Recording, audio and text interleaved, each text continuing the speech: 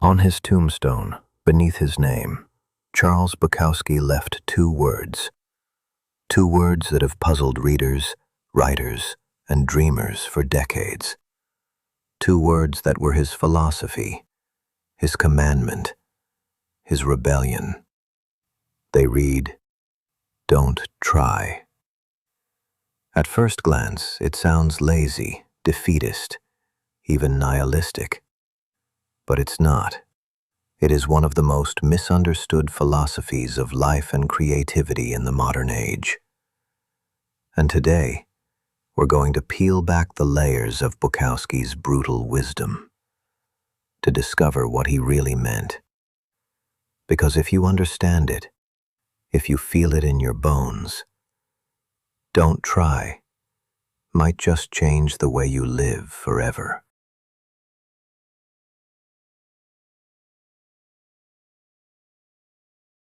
Before we can understand his words, we need to understand the man. Charles Bukowski was not a philosopher in the academic sense. He was a poet of the streets, a novelist of the barstool, a philosopher of pain, struggle, and the ordinary chaos of existence. Born in Germany in 1920 and raised in Los Angeles, Bukowski lived a life that most would call brutal. An abusive father, severe acne that scarred his face, years of poverty, years of rejection. He spent decades working mind-numbing jobs at post offices and factories, driving himself to oblivion every night, writing in dirty apartments, scratching words onto cheap paper while surrounded by cockroaches and empty bottles. He didn't find real recognition until his 50s, and yet he became one of the most famous underground writers of the 20th century. Why? Because he wrote what most people were too afraid to say. He wrote about loneliness, about failure, about sex, about the ugly corners of life that others pretended didn't exist. And through that raw honesty, he found beauty. Bukowski was not a saint. He was deeply flawed. But in those flaws, he revealed something essential: the human experience without masks. And that's why, when he carved "Don't try" onto his gravestone, it wasn't a joke. It wasn't sarcasm. It was the essence of his life.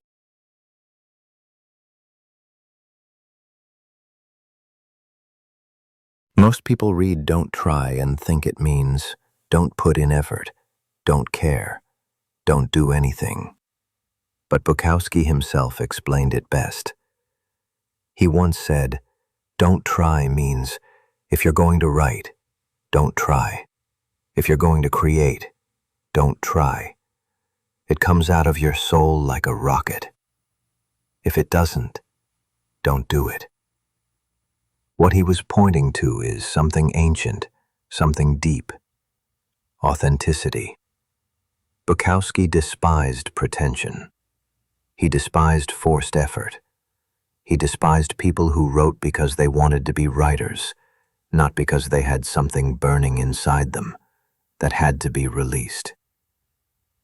Don't try means don't fake it, don't force it, don't chase it. Instead, let life move through you.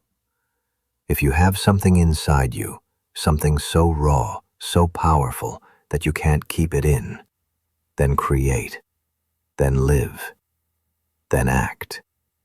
But if you're forcing it just to prove something, just to impress someone, just to gain applause or recognition, then don't. Because that's not living. That's performance.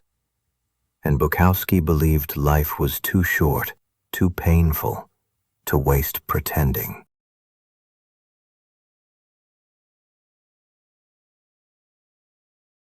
Now, this doesn't mean Bukowski was against hard work. Far from it. He spent decades writing, every night, with relentless discipline. But here's the paradox. It didn't feel like forced work to him. It felt like survival. It felt like breathing. Don't try is not about laziness. It's about flow. Think about it. When you're trying too hard to impress, to fit in, to force creativity, you choke it, you strangle it. But when you allow it, when you surrender to it, when you let it pour out of you, it comes alive. This philosophy applies to everything: article, love, work, even existence itself. The harder we try to control life, the more we suffer. The moment we surrender and live honestly, life unfolds with raw beauty, even in its pain. Bukowski's philosophy was a rejection of pretense, of chasing validation, of bending yourself into someone you are not. It was about being real, brutally real.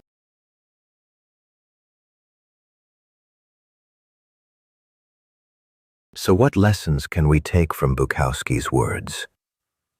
Lesson 1. Create because you must. If you're a writer, write because the words are burning in your chest, not because you want to sell books. If you're an artist, paint because you can't not paint, not because you want applause. If you're living, live in a way that feels true to you, not because society says you should. Lesson 2. Embrace the ugly. Bukowski never pretended life was beautiful all the time. He embraced the ugly bars, the cheap motels, the heartbreak, the failures. He showed us that the ugly parts of life are not to be hidden, but to be lived through honestly. Lesson 3. Pain is fuel. Bukowski's life was filled with suffering, but he didn't let it destroy him. He turned pain into poetry. He turned suffering into survival. He turned his wounds into words. Lesson 4. Don't live for approval. Bukowski didn't care about pleasing critics. He didn't care about being respectable. He wrote what he wanted, said what he wanted, lived how he wanted. And in doing so, he connected to millions who felt unseen and unheard. His philosophy wasn't polished, it wasn't pretty, but it was real. And in a world obsessed with appearances, realness is revolutionary.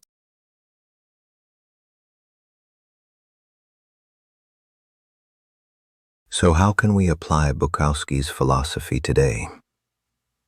In a world of hustle culture, of constant striving, of endless self-promotion, Bukowski's "Don't Try" is a radical antidote. It means stop forcing yourself to live a life you don't want. Stop chasing goals that aren't yours. Stop performing for an audience that doesn't matter. Instead, find the thing that feels real, the thing that feels alive inside you, and follow that without pretending, without forcing, without lying to yourself. It also means letting go of control. You don't need to force life to make sense. You don't need to try so hard to be someone you're not. Because the truth is, you already are enough. When you stop trying to be who you think you should be, you become who you are.